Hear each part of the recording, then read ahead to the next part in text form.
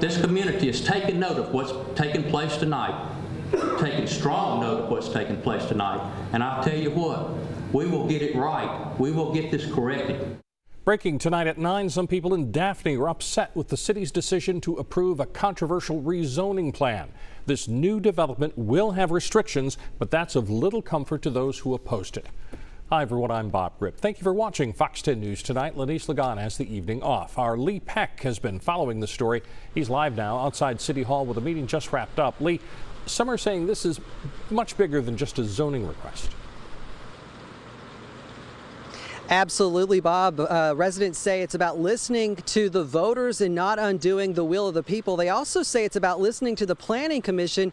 You'll remember they voted a rezoning request down a couple of times, most recently back in July 6-1.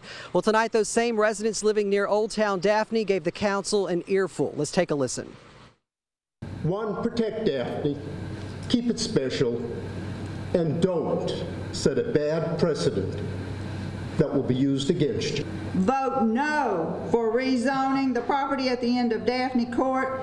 Make us proud. So I hear the concerns of many of the neighbors here, but I would caution you against allowing mob rule to dictate your decision. I understand you have accountability to your constituency.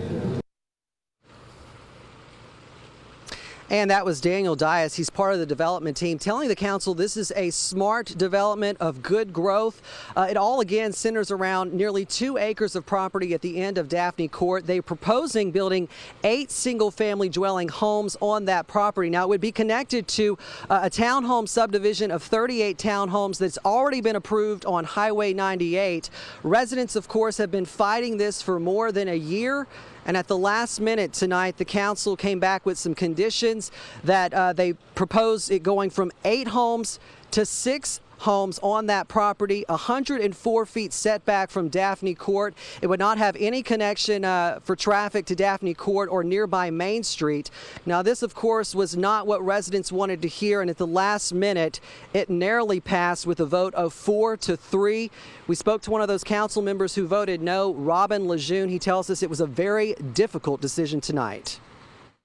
The public came out and spoke loudly, and that's one of the reasons I voted against it. The last minute changes, we'll see if the public agrees with those and allows the mayor to accept it or veto. So there is some chance of that. You know, from the beginning, it seems like the council has been trying to save the developer's project. This is not the first time they've bent over backwards trying to save the developer from an inadequate project. And they did it back in February by telling the developer to withdraw and come back. They did it tonight by proposing an amendment they hoped would be palatable to the residents, but we still think it's a bad rezoning. Now, tonight's decision goes back before the Planning Commission, and they'll decide on whether to approve these new conditions. But as you heard Councilman Lejeune allude to, Mayor Dane Haygood has the ability to veto tonight's decision. He actually has 10 days to submit in writing why, if he wants to veto it. And he told the residents tonight, he says, your voices have been heard. He wants to hear what they think about these new conditions. And his last words, get this, to residents, was stay tuned. Reporting live tonight in Daphne, Lee Peck, Fox 10 News.